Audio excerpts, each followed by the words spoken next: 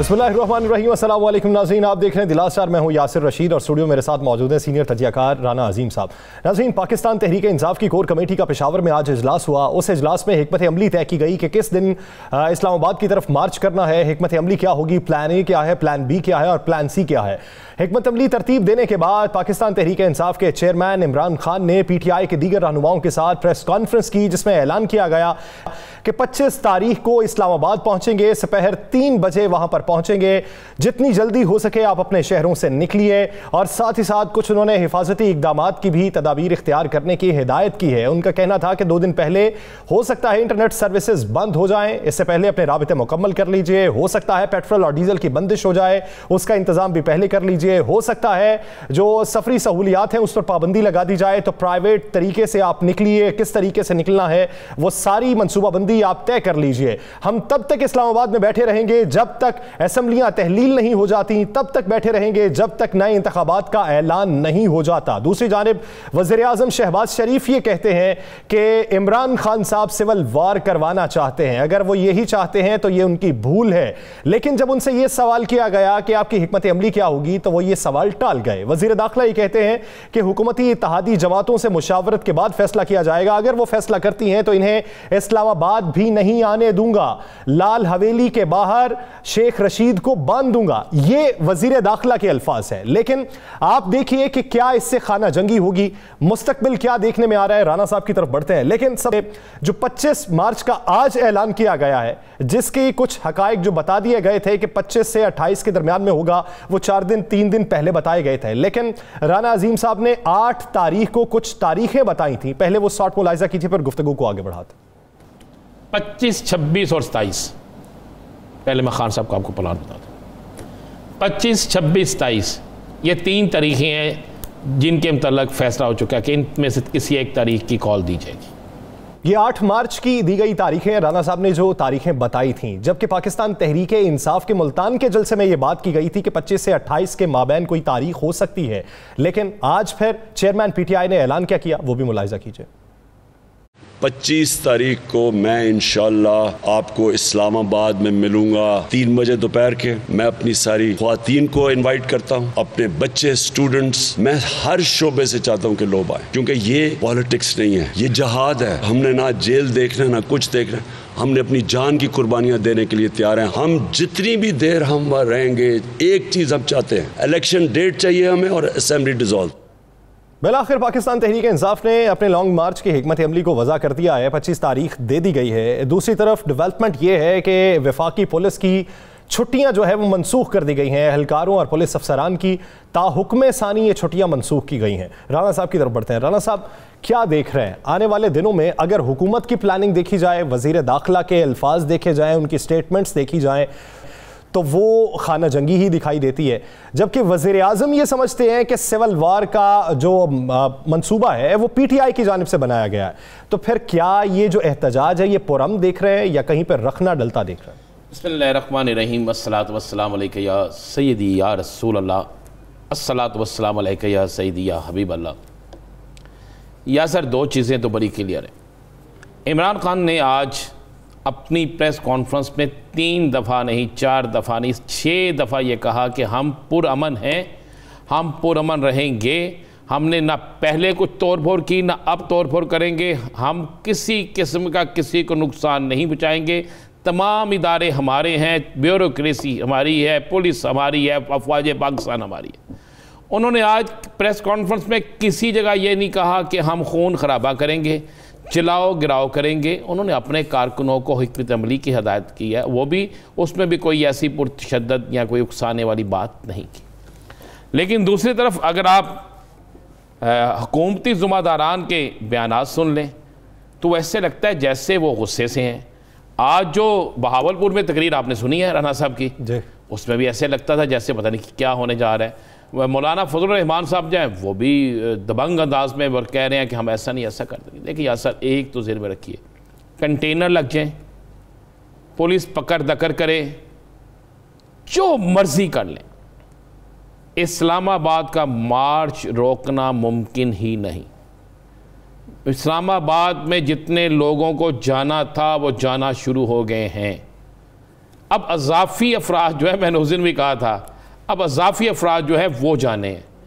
Planning कप्तान की बेहतरीन थी। कप्तान को 20 तारीख को मुल्तान के जलसे में पता था कि मैंने किस दिन की क्या कॉल देनी है। अगर वो 20 तारीख को 25 का ऐलान कर देते तो 5 दिन में कुछ ना कुछ और ये पकड़ दकर दीगर काम कर। उन्होंने पहले अपने बंदोबस्त किए मुकम्मल, मैंने उस दिन भी आपको बताया था, पूरे इंतजाम मुकम्मल किए, अपनी टीमें तश्कील दी, और प्लान ABC नहीं है, प्लान ABCDEFGH यानी 10 प्लान है इनके पास कि किस तरीके से वहाँ पहुँचना है। कप्तान कहाँ से आएगा, कप्तान का नंबर 2 कहाँ से आएगी, कप्तान का 3 कहाँ से आएगा, 4 कहाँ से आएगा, 5 कहाँ से आएगा, किन किन रस्तों से किन किन लोगों ने पहुँचना है।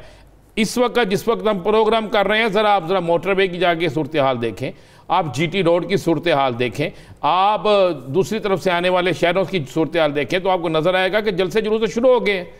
कल 3 काफिले भरे जो हैं वो कल शाम को रवाना हो रहे हैं, उसको कौन रोकेगा? इतनी तादाद में लोग होंगे कि आप नहीं रोक सकेंगे।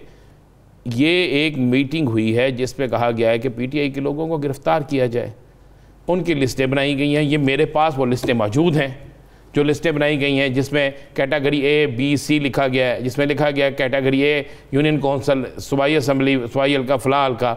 शेहूपुरा से कितने लोगों को पकड़े जाना है? शेहूपुरा में अभी जितने लोग हैं उनके घरों में 5 वहाँ के जो मेन लोग हैं, जो एक तो MNA का इलेक्शन लड़े फिरक साहब, उनके घर की पुलिस जा चुकी है, असलम बलोच के घर पुलिस जा चुकी है, उसके बाद जो वो है सिटी सदर हैं उनके घर पुलिस जा चुकी है, फिर जो बार के सदर हैं वहाँ पे उनके घर पुलिस जा चुकी है। पुलिस तो रवाना हो रही है, सब जगह पे जा रही है, लेकिन अभी तक उनको ये पता नहीं कि हिकमत अमली जो है वो बिल्कुल चेंज है। पहली दफ़ा कप्तान वो गेम खेल रहा है जिसका इन्हें तवक्को नहीं थी। इस्लामाबाद की पुलिस, एक दूसरी में आपको बड़ी बात दे दूँ, बता दूँ, एक प्लानिंग बनी थी कि किसी तरीके से अफवाज पाकिस्तान के साथ इनका टकराव कराया जाए। 245 के तहत फौज के नहीं करेगी, हमारी फ़ौज हमारी है।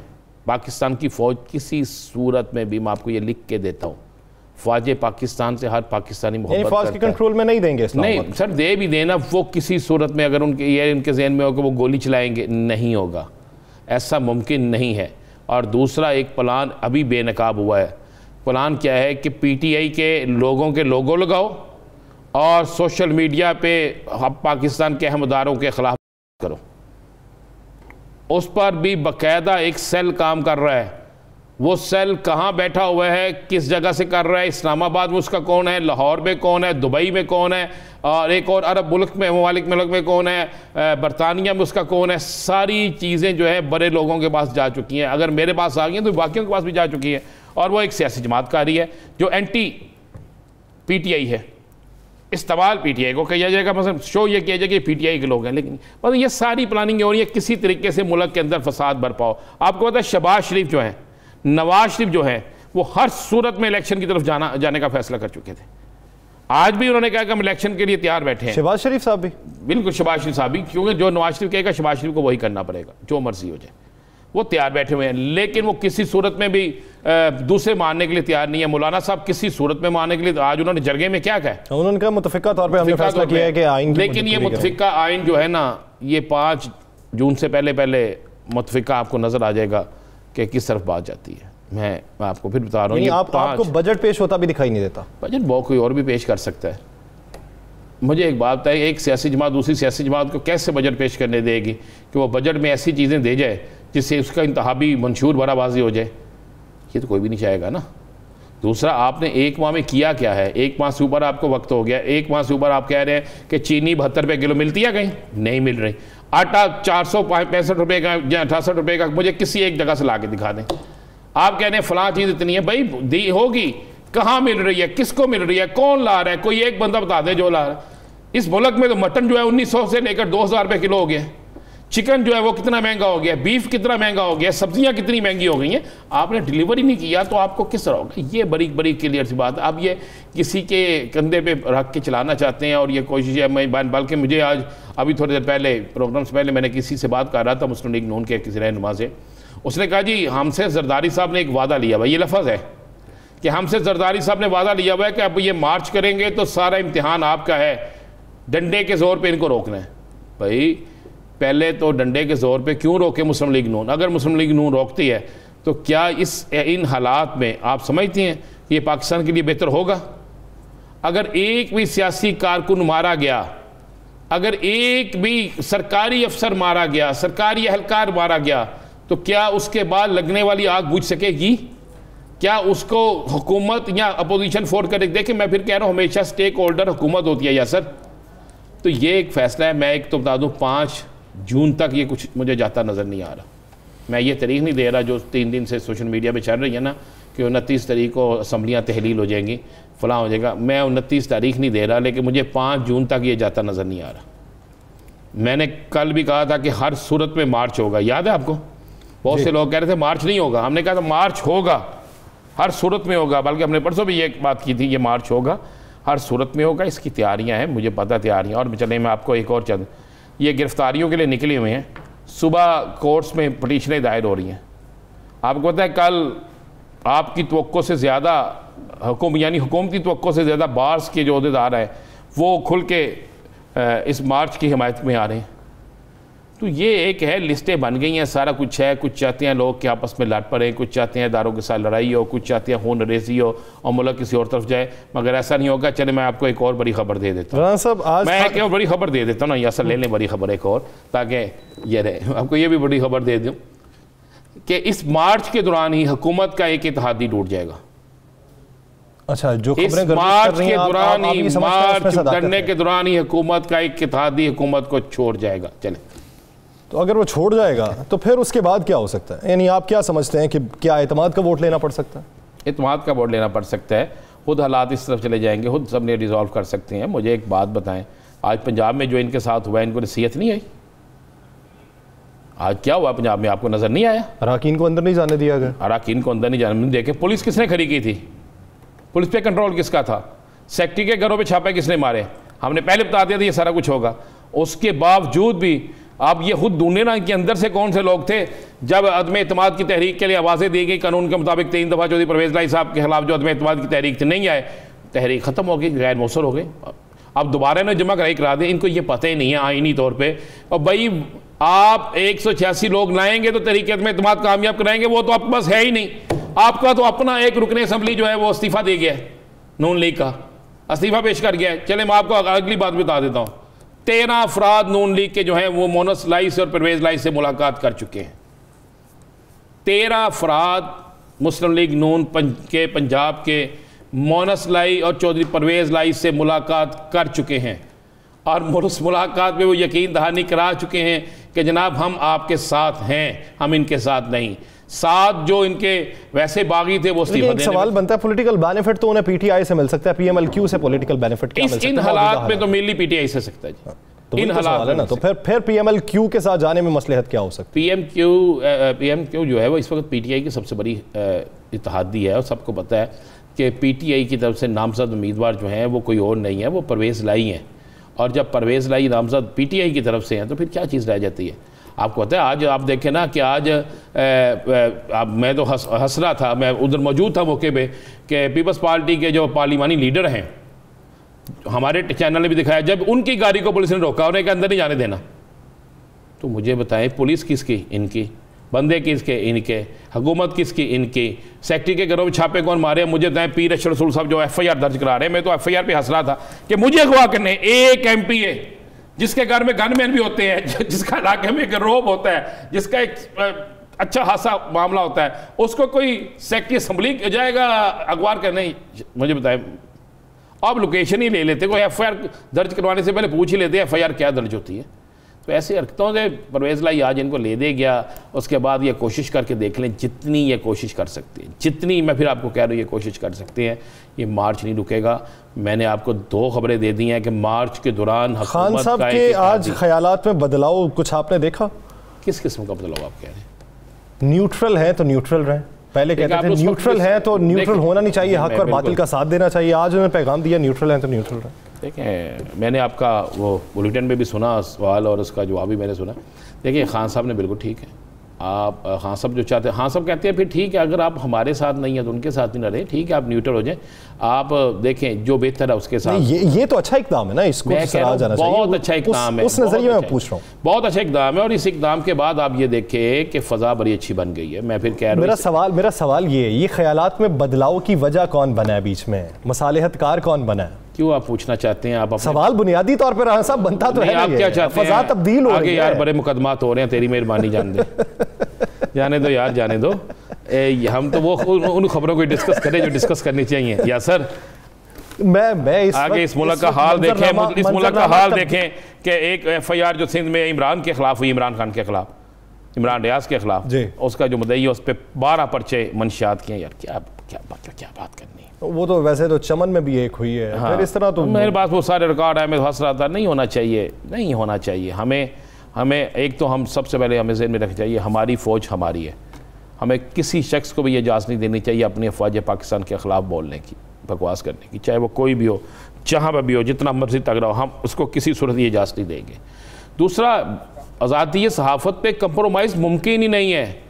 अगर कोई ये समझे कि आज़ादी सहाफ़त पे कोई कंप्रोमाइज़ होगा, वो नहीं होगा। सहाफ़ियों को अगर आप ये समझे कि उन पर मुकदमा दर्ज करेंगे, उनको यरगमाल बनाएंगे, उनके घरों में छापे, ये भी नहीं होगा। और मुझे नहीं समझ आता ये ज़्यादातर नून लीग के दौर में ही क्यों होता है। चले कोई भी दौर हो, किसी भी दौर में ये नहीं होना चाहिए। हम यहाँ सर आगे चलते हैं खबर की तरफ, आपको एक और बड़ी खबर दे देता हूँ। जो लिस्टें बनाई गई हैं, मज़े वाली बात सुन लें, जो लिस्टें बनाई गई हैं उन लिस्टों में टोटल पूरे पाकिस्तान से 11,000 अफराद लिखे गए हैं PTI के। अब उन अदारों 11,000 क्या टोटल जो इस्लामाबाद पहुंचेंगे? नहीं कि इनको गिरफ्तार कर लिया जाए, यही बस इनके अच्छा है। अब तो PTI का मामला ही नहीं है। इमरान खान ने आज कहा कि मैं पाकिस्तानियों को दावा दे रहा हूँ, पूरे पाकिस्तान को कह रहा हूँ आए।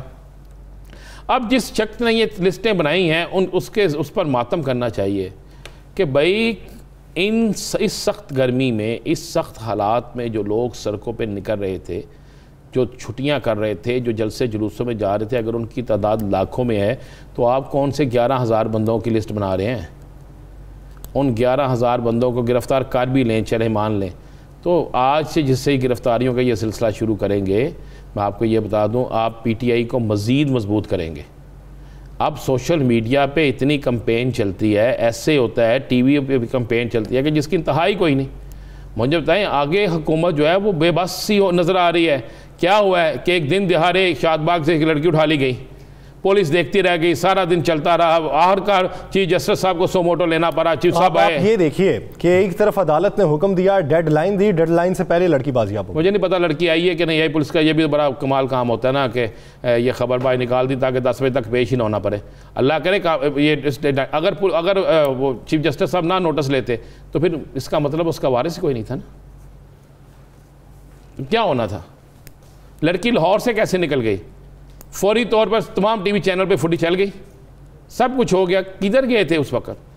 आज IG साहब ने कहा जी हाँ हमारी नाकामी है, हमारी नाहली है, तो फिर उस नाहली की किसी ना किसी को सजा भी तो मिलनी चाहिए ना यासर, उसका कोई ना कोई ज़िम्मेदार भी तो होना चाहिए, कोई ज़िम्मेदार। तो ये सारी चीज़ें बेसिक हुकूमत की बेड गवर्नेंस जो है उस पर जा रही है। शहबाज शरीफ साहब बड़े अच्छे एडमिनिस्ट्रेटर थे, हमजा अच्छा एडमिनिस्ट्रेटर, कुछ घबराए हुए लगते हैं वो। वैसे जिस तरह वो पहले जिस तरीके की उनकी फुर्तियाँ होती थी, अब वो दिखाई नहीं देती हैं। अब उनके चेहरे के तासुरात नहीं उनकी ज़बान का साथ दें। उनके सारे वज़रा मेरे लिए बड़े मोअज़्ज़ज़ हैं, लेकिन उनके वज़रा हमेशा हुकूमती वज़रा को ऐसी ज़बान इस्तेमाल नहीं करनी चाहिए। राना सनाउल्लाह साहब जो कर रहे हैं वैसी ज़बान नहीं करनी चाहिए। नहीं करनी। मैं बांदर किला फलां नहीं, जो भी है हम वो अल्फाज दोहरा नहीं सकते, नहीं करनी चाहिए। आपको ज़ेब नहीं देता जब आप किसी दूसरे के कहे गए अल्फाज की मजम्मत कर रहे हो, आप ये बात कह रहे हो कि अखलाकियात के दायरे से बाहर निकल गए, तो फिर आपको अपनी जमात को भी ये सबक देना चाहिए कि आपके वज़रा भी जो है वो भी अखलाकियात का दामन थाम के दूसरों को मुखातिब करें, चाहे वो जैसा भी शख्स हो, जितना भी आपको नागवार गुजरता हो। चले मैं एक और कर दूँ। परवेज़ लाई साहब को मैंने आपको बता दिया, मोनस लाई और परवेज़ लाई से मुस्लिम लीग नून के लोगों की मुलाकात हो गई है, वो सारा कुछ तय हो गया है। वो आने वाले दिनों में अदम एतमाद के मामले पर एक तो पहले ही चूँकि इन्होंने चीफ सेक्रेटरी को आज रब्ता किया हुआ है, आज चीफ सेक्रेटरी जो है यानी पीर के रोज़ चीफ सेक्रेटरी ने को जो दरख्वास्त दिया उस पर भी होनी है, कोर्ट में भी जा रहे हैं, सब तरफ जा रहे हैं। तो उसके बाद आप देखेंगे ज़रा कि हालात चेंज होंगे और इस मार्च से पहले और मार्च के दौरान आप बहुत सी जगह पे बहुत सी तब्दीलियाँ देखेंगे। राना साहब, आप वो ये कह रहे हैं कि एक इत्तेहादी अलग हो जाएगा। मेरा एक सवाल ब्रेक से पहले ले लें, क्या समझते हैं वो इत्तेहादी के अलावा इस लॉन्ग मार्च के दौरान जो मुख्तलिफ आ रहा है, एक जल्द इंतखाबात करवाने की, एक आईनी मुद्दत पूरी करने की, इस पे इत्तेहादियों में फूट पड़ सकती है? मजीद पारगी हुई है, फूट पड़ क्या सकती है? पारगी हुई है। मुस्लिम लीग नून के अंदर अक्सरियत जो है वो कह रही है जनाब हमें जिसने धक्का दिया है वो कौन है। वो कह रहे हैं जनाब इंतखाबात में जाए, अगर लेट हो गए तो हमारे पल्ले कुछ नहीं रहेगा। एक तो ये कह रहे हैं। दूसरी तरफ जो है चंद जो चाहते हैं कि आईनी मुद्दत पूरी हो, उनको शायद वो अपना उनके मतलब नून लीग के अंदर रहे हैं कि शायद ये अपना आखिरी इलेक्शन चाहते हैं। वो कहते हैं जैसे जैसे दिन गुजरा पॉलिटिकल पॉइंट स्कोरिंग हो सकती है। वो उन्होंने यहाँ तक है, उन्होंने कहा भाई अगर हमें पेट्रोल महंगा करना पड़ गया तो उसके बाद अवामी नफरत जो है, मसलन अगर तो 1.5 साल आपने निकालना है तो आपको चीज़ें महंगी करना पड़ेंगी। IMF के साथ जाने के लिए चीज़ें महंगी करना पड़ेंगी। और अगर आप चीज़ें महंगी करते हैं, लॉन्च महंगी करते हैं, आप सब्सिडी ख़त्म करते हैं, पेट्रोल महंगा करते हैं, तो आप किस तरह सर्वाइव करेंगे? नहीं कर सकते सर्वाइव। उसके बाद जो आपके साथ होगा आप देख लेंगे। यानी ये रिफ्ट जिसका आगाज़ हो चुका है ये मजीद भी बढ़ेगी। लॉन्ग चलें, आपको ये जो आप बात पूछना चाहते हैं, 24 को एक इजलास हो रहा है इत्तेहादियों का। सही। उस इजलास के बाद आप इत्तेहादियों की गुफ्तगू सुन के हम प्रोग्राम कर रहे होंगे तो हमें अंदाजा आपको हो जाएगा। मुस्तकबिल का अंदाजा हो सकता है कि इत्तेहादियों के दरमियान इस वक्त जो गुफ्तगू जारी है उससे मुस्तकबिल की हिकमत अमली क्या है, कितना प्रेशर पर ये पाकिस्तान तहरीक इंसाफ के लॉन्ग मार्च की वजह से या उसकी तैयारियों की वजह से, और आइंदा उनकी हिकमत अमली क्या होगी और उससे क्या कदम उठाया जा सकेगा। नाज़रीन, इसी सियासी मंजरनामे में मजीद भी बात करेंगे, लेकिन एक ब्रेक लेंगे। ब्रेक के बाद वापस आएंगे, गुफ्तगू को यहीं से कंटिन्यू करेंगे, कहीं नहीं जाएगा। Stay with us.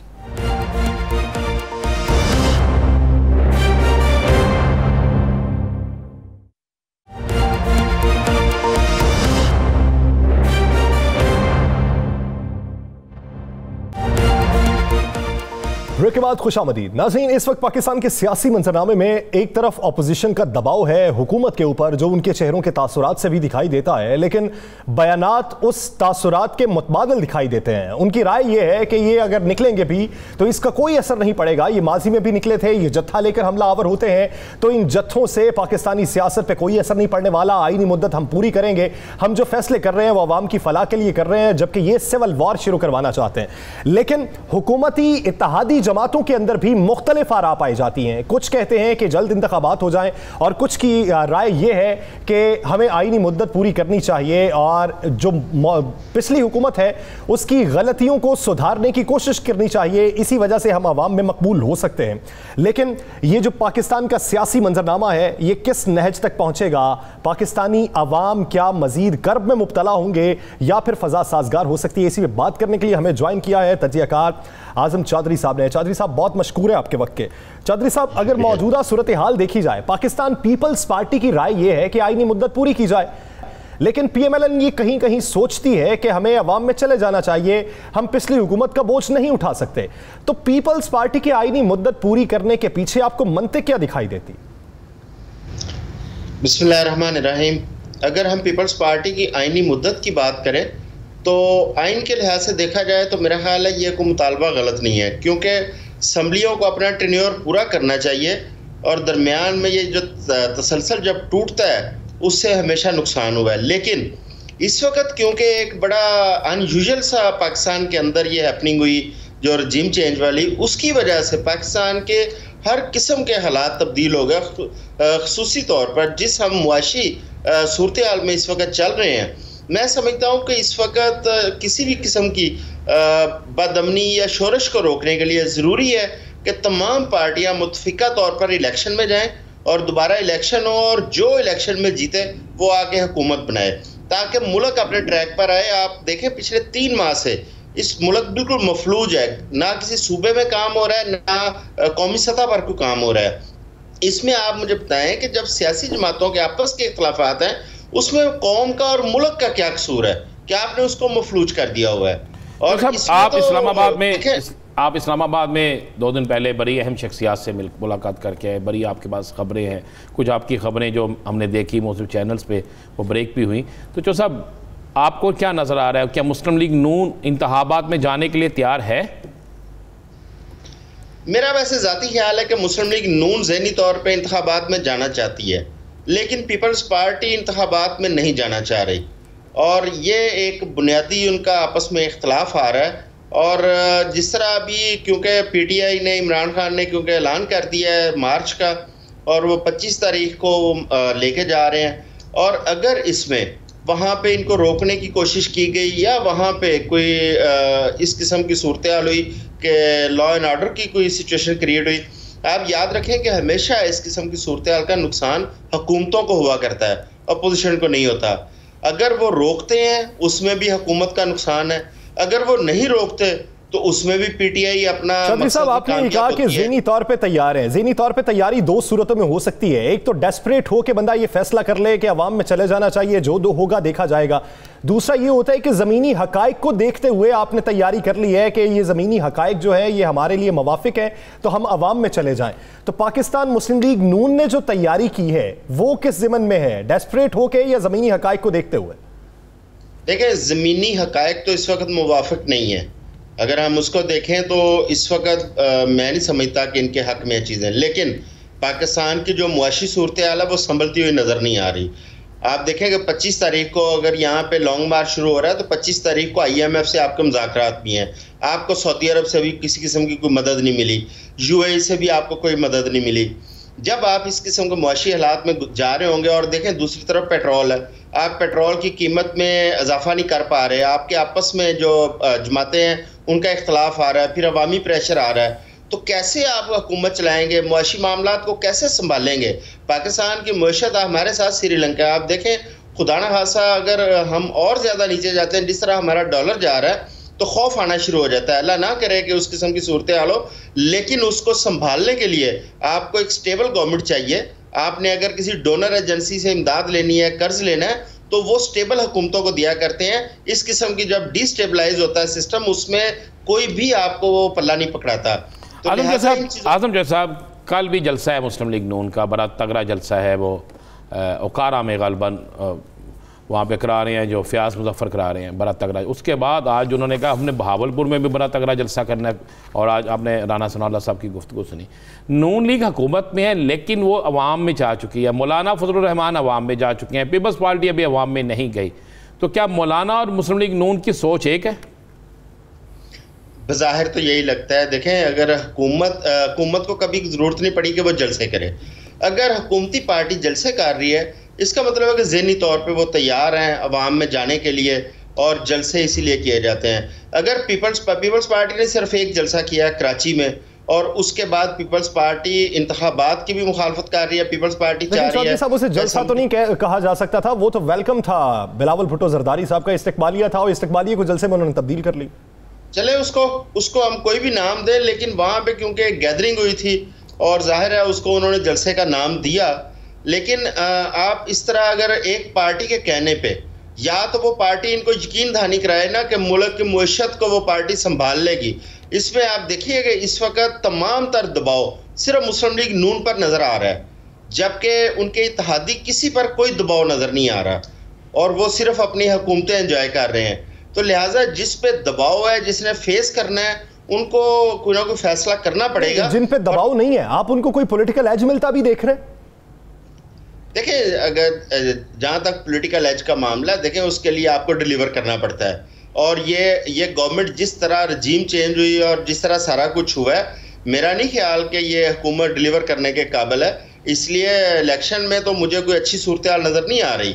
अगर तो ये कोई आपस में इलाहाक करके इलेक्शन लड़ेंगी पार्टियां, फिर शायद कोई डिफरेंट सूरत हाल हो, वरना अलग-अलग अकेले इलेक्शन लड़ेंगे तो मुझे इनकी कोई बेहतर सूरत हाल नज़र नहीं आ रही। तो सब वो तो ऐलान कर चुके हैं, पीपल्स पार्टी कह चुकी है हम अपना इलेक्शन लड़ेंगे, जमीयत उलमा इस्लाम कह चुकी है हम अपना इलेक्शन लड़ेंगे, और मुस्लिम लीग नून जो है वो कह रही है अगर किसी जगह सीट एडजस्टमेंट हुई तो करेंगे, नहीं तो हम तो अपना इलेक्शन लड़ेंगे। असूली तौर पर देखें, हर पार्टी को अपनी जो सियासी शनाख्त है उसको बरकरार रखना चाहिए, क्योंकि ये बार बार हुकूमतें कर चुकी हैं, कौमी पार्टियाँ हैं ये। अगर ये एक दूसरे के साथ हिलाक करती रहेंगी, एक दूसरे के साथ जम होंगी, और इस तरह वो जो उनकी एक सियासी हैसियत है वो भी मेरा ख्याल है ये खो देंगी। तो जम होने से ये सियासी हैसियत खो देंगी। इनफरादी तौर पर ही इलेक्शन में जाना चाहिए, इनफरादी तौर पर ही अगर इलेक्शन में जाएंगे तो अपना मंशूर अवाम तक पहुंचा पाएंगे। बसूरत दीगर माजी में जो एक दूसरे पर इल्जामात लगाते रहे, उसको फिर किस तरीके से डिफेंड हर जगह पे किया जा सकता है। बहुत शुक्रिया आज़िम चौधरी साहब, इस हवाले से अपना वली नाज़रीन इसी सियासी मंजरनामे में मजीद भी बात करेंगे, लेकिन एक ब्रेक लेनी है, ब्रेक के बाद वापस आते हैं, कहीं नहीं जाएगा, स्टे विद अस।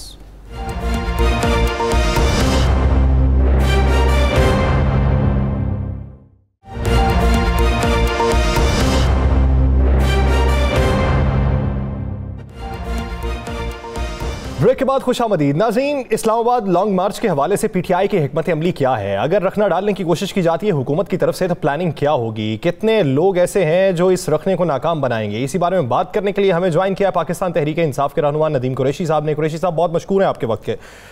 कुरैशी साहब, एक तरफ कप्तान साहब ऐलान कर चुके हैं, दूसरी तरफ वज़ीर आज़म साहब कहते हैं आप सिविल वॉर करना चाहते हैं। अगर हुकूमत रोकने की कोशिश करती है तो कितने प्लान हैं आपके पास कि अगर एक नाकाम होता है तो दूसरे पे अमल दरामद किया जा सके? बिस्मिल्लाहिर्रहमानिर्रहीम। यासिर साहब बहुत शुक्रिया। पहली बात तो इनका ये जो माइंडसेट है लोगों को प्रोवोक करने का, जब हम गवर्नमेंट पे थे तो उस वक्त भी इन्होंने चीजों को पेट करके प्रोपेगेशन की। मैं बताना चाहता हूँ हम इस मुल्क में अमन के ताई हैं। चेयरमैन इमरान खान साहब ने बार बार आज लफ्ज इस्तेमाल किया कि पुरअमन एहतजाज होगा, पुरअमन लॉन्ग मार्च होगा। और क्यों ना हो, जब एक गवर्नमेंट को जो वोट लेकर मुंतखब हुई, जिसको पाकिस्तान के 2.25 करोड़ लोगों ने मुंतखब किया, आप एक तरफ नारा लगाते थे आज की हुकूमत जो कल अपोजिशन में थी वोट को इज्जत दो, और फिर जिस तरह से इन्होंने वोट खरीदे, जिस तरह से इन्होंने साम्राज्य की का एजेंट बनकर इस मुल्क में एक नए छांगा मांगा प्लस की बुनियाद रखी सिंध हाउस की सूरत में, लाहौर में होटल्स की सूरत में, और फिर उसको इंडोर्स किया।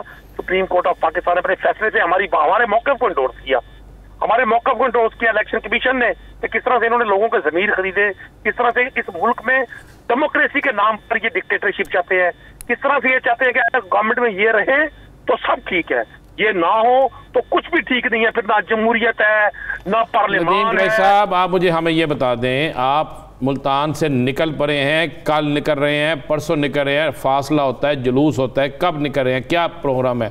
मुल्तान या क्या जनूबी पंजाब सारा इकट्ठा जा रहा है या अलग-अलग जा रहा है? राना साहब ये प्लान मैं अब आपको 92 पर बताकर राना सनाउल्लाह का काम आसान करूंगा। आप मुझे छोटा सा बच्चा समझते हैं। देखिए आप भी राजपूत हैं, वो भी राजपूत है, और मैं भी कुरैशी हूँ।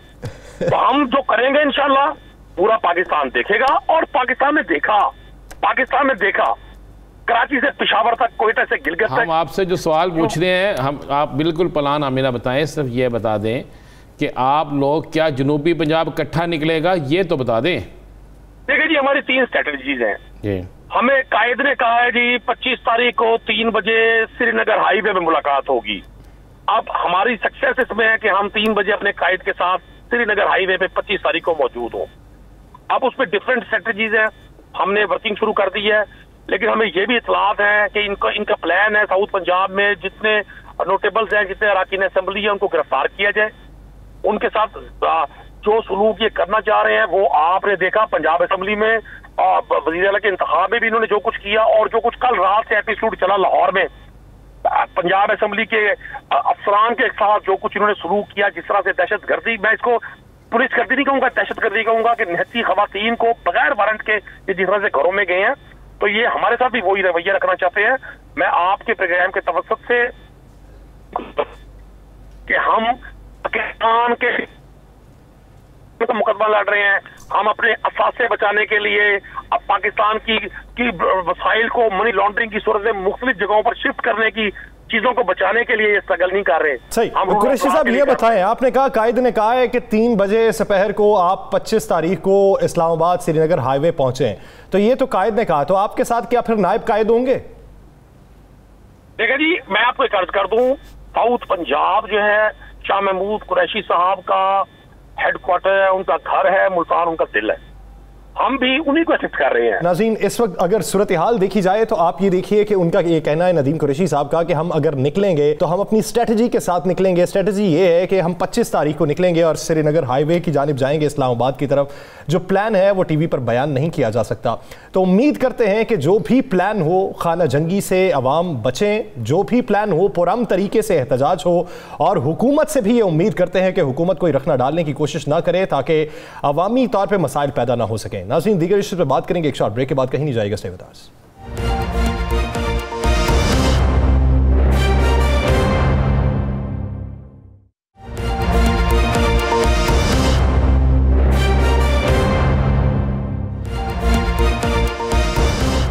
ब्रेक के बाद खुशामदीद नाज़रीन। अब हम कुछ सेहत के हवाले से बात करते हैं। पाकिस्तान में सेहत के मसाइल को लेकर हर रोज़ नत नई खबरें जन्म लेती हैं। पाकिस्तान में बेशतर बीमारियां ऐसी हैं जो दूसरे ममालिक में ख़त्म हो चुकी हैं, लेकिन पाकिस्तान में अभी तक पनप रही हैं। बहुत सी हिफाजती तदाबीर हम इख्तियार करते हैं, लेकिन उसके बावजूद भी बीमारियां कम होने का नाम नहीं लेती, जिसमें से एक बीमारी पोलियो है। दुनिया भर के बेशतर ममालिक में, जो तरक्की पजीर ममालिक भी हैं, वहाँ पर भी पोलियो का खात्मा हो चुका है, लेकिन पाकिस्तान में पोलियो के खात्मे के लिए जो जंग जारी है वो तो बड़ी तेजी से जारी है, लेकिन कभी कभार फिर से केसेस रिपोर्ट हो जाते हैं। अभी तक हम पोलियो फ्री कंट्री नहीं करार पाए, लेकिन पोलियो फ्री कंट्री करार पाने में हमें कितना वक्त मजीद लगेगा? अभी तक की जो हिकमत अमली है ये किस हद तक मुअस्सर है?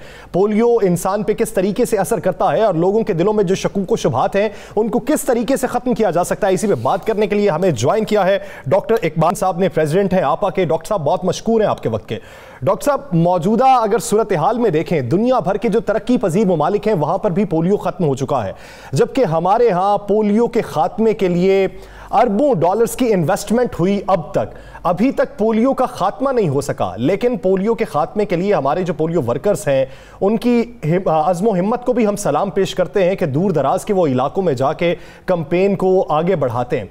क्या समझते हैं कि पोलियो फ्री कंट्री अब हम कब तक अनाउंस कर दिए जाएंगे और उसमें हर्डल्स आप क्या देख रहे हैं अब तक? जनाब, आपके आवाज़ में वो दुख है जो हम सब शामिल हैं कि पाकिस्तान अब तक पोलियो फ्री क्यों नहीं हुआ। और हकीकत में अब सिर्फ 2 ममालिक हैं जिनके अंदर पोलियो अभी भी केसेस हो रहे हैं, वो है अफ़गानिस्तान और पाकिस्तान। ये 2 बहनें हैं जो आपस में जुड़वा हैं, क्योंकि एक जगह से अगर बीमारी को बेदखल कर भी जाएं तो दूसरी तरफ से फिर वापस आ सकता है। अभी जो इनके लिए इनके खिलाफ मुहिमें हुई हैं, तो हम अल्हम्दुलिल्लाह आहिस्ता आहिस्ता, बहुत आहिस्ता उस तरफ मंजिल की तरफ गामजन ज़रूर हैं। गुज़श्ता 1 साल यानी इस साल के 22 के 3 महीने गुजरे हैं, उसमें हमारे पास कुल 3 केसेस आए हैं जो कि बहुत ज़्यादा हैं अपने ख़त्म करने के खात्मे से के हिसाब से। तो वो भी हुए हैं हमारे वज़ीरिस्तान के इलाके में, और वो भी वहाँ हुए हैं जिन बच्चों में कभी भी किसी ने भी उनको कतरे न पीने दिए हैं, न पिलाए गए हैं। और नतीजा यह है कि वो बेदफा बेसरो सामान इस समंदर जो पोलियो के वायरसेस का है उसके अंदर आखिरकार असरकार हो गए हैं और वो बेचारे अपाहिज हो गए हैं। ये ऐसी बीमारी है, जैसे आपको हम सबको पता है कि बीमारी एक मदा लग जाए तो उसका कोई इलाज नहीं है। तो इस एहतियात ही सबसे बेहतरीन है, और वो है वैक्सीनेशन, यानी कतरे पे लाना और एसेंशियल वैक्सीनेशन मुकम्मल करना। ये बदकिस्मती से हमारे पास मुख्तलिफ जगहों पे जो रिफ्यूज़ल्स कहलाते हैं, उन पॉकेट्स में हमारे पास वो चोरी के लिए दरवाज़ा खुला रह जाता है और ये वायरस घुस जाता है। जो सबसे अच्छी खबर है वो ये है कि ये एक ही डिस्ट्रिक्ट में है वज़ीरिस्तान के, बाकी में अल्हम्दुलिल्लाह नहीं है। ये साल एक साल 21 का बड़ा अच्छा गया है, मगर हम उम्मीद कर रहे थे कि उसके बाद हमारे पास केस नहीं आएगा और हम अनकरीब पोलियो फ्री डिक्लेयर कर दिए जाएंगे। आप देखिए क्या वज़ीरिस्तान में वज़ीरिस्तान में सर ये मसला है, वहाँ वैक्सीनेशन के हवाले से कुछ लोगों ने ऐसी अफवाहें भी गर्दिश कर रही थी, कुछ अफवाहें भी फैलाई गई कि इसे ना कराया जाए। आप क्या समझते हैं इन अफवाहों को ख़त्म करने के लिए और वैक्सीनेशन के हवाले से आगाही मुहिम चलाने के लिए, ताकि लोग इस आगाही मुहिम के ज़रिए जो है वो पोलियो को कतरे पर आ सके, चाहे वो वज़ीरिस्तान हो चाहे कोई भी हो? इसके लिए क्या करना चाहिए? क्या चैनल्स को अपना रोल अदा करना चाहिए, इश्तिहारात देने चाहिए, डोर टू डोर जाना चाहिए, क्या करना चाहिए? जनाब, मेरे ख्याल से जो भी आपने नाम लिए ना वो सारे काविशें लगी हुई हैं, मगर मैं खुद एक प्रैक्टिशनर हूँ। गुज़श्ता 40 साल से पाकिस्तान में प्रैक्टिस कर रहा हूँ और पोलियो की मुहिम में मैं मुख्तलिफ अंदाज में शमूलियत अख्तियार करता रहा हूँ, और देख रहा हूँ कि आहिस्ता आहिस्ता वो जो रिफ्यूज़ल्स है ना वो काफ़ी कम होते गए। एक इदारा बनाया गया जिसको नेशनल इस्लामिक एडवाइजरी ग्रुप बनाया गया, जिसको न्याग कहते हैं। उसमें हमारे बहुत सारे उलमा मुख्तलिफ जगहों पे गए, उनमें फतवाएँ दी गई, उनमें लोगों तक पहुँचे गए। मुख्तलिफ जो इनके मदरसात हैं, बड़े बड़े उलूम हैं, वहाँ पे पहुँच के डॉक्टर और उलमा उनने ये सारी अहवाल और लोगों तक पहुंचाई हैं कि भाई ये खदशात हैं आपके, इसके अंदर हमें शामिल होना चाहिए। इसी तरह जो इत्तला आम्मा है, आप चैनल्स हैं, रेडियो है, टीवी है, वो इस गुज़श्ता चंद सालों में तो बहुत ज़बरदस्त काम कर रहे हैं। और ये आज की भी जो बातें हैं वो इसी वजह से कि हमें जागना पड़ता है और हम जाग रहे हैं और हम इंशाअल्लाह कामयाबी करेंगे। थोड़ा दुश्वार गुजार सही, मगर हम इसको ख़त्म करके ही छोड़ेंगे इंशाअल्लाह। ये इस एरिया से बाहर नहीं जाएगा और जो इस एरिया में एनवायरनमेंट में यानी सैनिटेशन में ये सैंपल भी पाए गए हैं वायरसेस, ये वायरसेस वहीं पे इंशाअल्लाह ख़त्म होंगे। और इन्हीं मुहिमों में अगर हम सब मिलके हर फर्द, हर कम्युनिटी का बच्चा अगर वैक्सीनेशन ले ले, कतरे ले ले, तो इंशाअल्लाह हमारी दिफाई निज़ाम जो है वायरस के खिलाफ वो बेहतर रहेगा। और हम डॉक्टर साहब आप देखिए कि पिछले कुछ सालों के अंदर हमारे बेशतर पोलियो वर्कर्स जो हैं उन्होंने अपनी जान की कुर्बानियां भी दी हैं। कोई पोलियो वर्कर्स जो है वो वापसी के ऊपर कत्ल कर दिया गया, किसी को कुछ कर दिया गया, किसी को धमकाया गया, लेकिन इसके बावजूद भी उनका जो अज़्मो हिम्मत है वो जवान है। आप क्या समझते हैं कि पिछले कुछ अरसे में हमारे यहाँ जो पोलियो वर्कर्स की बेपनाह मेहनत के बायस जो केसेस में कमी वाकई हुई है, वो कौन से इकदामात हैं जिसमें हमने कुछ तब्दीली की जिसकी वजह से हमें ये समर देखने को मिला? बिल्कुल सही, मेरे ख्याल से ये पाकिस्तान ही है जिसके अंदर पोलियो वर्कर्स के ऊपर अटैक हुए हैं। ये पोलियो वर्कर्स वॉलंटियर्स हैं, कोई ख़ास उनको मराद नहीं मिलती, कोई चीज़ नहीं मिलती, मगर उनको आपके घर पे जाकर आपके बच्चों के लिए जाते हैं। तो ये बड़ी बदकिस्मती है कि उनके ऊपर अटैक्स हुए हैं, मगर उनके लिए फिर कुछ इक़दाम लिए गए। वो इक़दाम यूँ हैं कि ये टीमें जो बनाई जाती हैं जो वॉलंटियर्स की, वो उसी इलाके से बनाई जाती हैं जो उस इलाके में जहाँ पे इनको जाकर कतरे पिलाने होते हैं। तो वो उस इलाके के होने की वजह से लोग उनको पहचानते हैं, उनको खदशात कम होते हैं कि भाई ये कोई गलत आदमी आ रहे हैं, गलत लोग आ रहे हैं। नंबर 2, वहीं के लेडी वर्कर्स भी साथ में शामिल की गई हैं जो वहाँ पे घर के अंदर जाने में उनको दिक्कत नहीं होती। और हकीकत में कोविड की वजह से इनका हिलना फिरना कम हो गया था और वो शायद चीज़ है जिसने यहाँ पे हमें आज चोट मारी है कि भाई हमें 3 केसेस मिल गए। और दूसरी बात यह है कि इन लेडीज़ को और बाकी वर्कर्स को इंस्ट्रक्शंस हैं कि आप घर के अंदर नहीं जाएंगे, दरवाजे पे बुलाएंगे और जो फासले रखने हैं वो भी रखेंगे और सफाई सुथराई भी रखेंगे और वालिदैन के हाथों से बच्चों को कतरे पिलाएंगे ताकि वो बच्चे जो डर डर के रोते हैं, पड्डे करते हैं, लाते मारते हैं, झगड़े करते हैं, वो तो बच्चों को कोई रोक नहीं सकता। मगर अगर वालिदैन के हाथों जाती है दवा तो वो निस्बतन आसानी से हो जाती है। जो वालिदैन तो आज भी अपने बच्चों को पोलियो के कतरे नहीं पिला रहे, उनके लिए क्या पैगाम है और कब तक हमें ये खुशखबरी मिलेगी कि पाकिस्तान पोलियो फ्री होगी?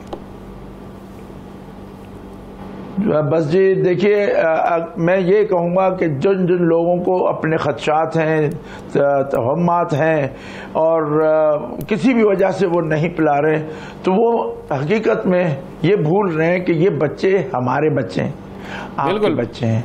आप डॉक्टर साहब ये कि ये कब तक आप समझते हैं कि पाकिस्तान के हालात कब तक जो हैं इस काबिल हो जाएंगे? पाकिस्तान कब तक उन ममालिक में शामिल हो जाएगा कि पाकिस्तान जो है उसके मतलब कहा जाए कि यहाँ पे पोलियो का एक भी केस नहीं? सर जी, अल्लाह करे कि इंशाअल्लाह ये जो थोड़ी सी हमें धुआं नज़र आ रहा है पोलियो की आग का, वो इंशाअल्लाह यहीं पे ख़त्म हो जाएगा और कहीं आगे नहीं बढ़ेगा। और हमें 3 साल तक जस्तजू करते रहने पड़ेगी ताकि कहीं पे भी पोलियो का वायरस सर न उठा पाए और दूसरों तक पहुँचे ना।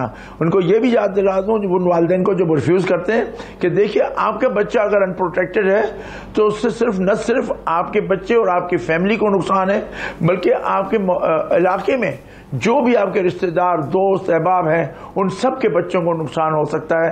और यही चक्कर है जिसके लिए आप खुदारा जाग जाएं और साथ दें और आगे बढ़ के इस मुहिम में शमूलियत हासिल करें, आगे बढ़ के इस मुहिम में शमूलियत हासिल करें ताकि ये पाकिस्तान जो है ये पोलियो फ्री कंट्री बन जाए और पोलियो वर्कर्स ने जो कुर्बानियां दी हैं उसका समर मिल सके और हम आलमी दुनिया में ये कह सकें कि पाकिस्तान पोलियो फ्री कंट्री है। बहुत शुक्रिया डॉक्टर इकबाल मेमन साहब इस हवाले से अपना वक्त देने के लिए। नाज़रीन, द लास्ट प्रोग्राम का वक्त खत्म हुआ चाहता है, मुझे और राना अजीम साहब को दीजिए इजाजत। अब तो बहुत सा ख्याल रखिएगा, अल्लाह ने के बाद।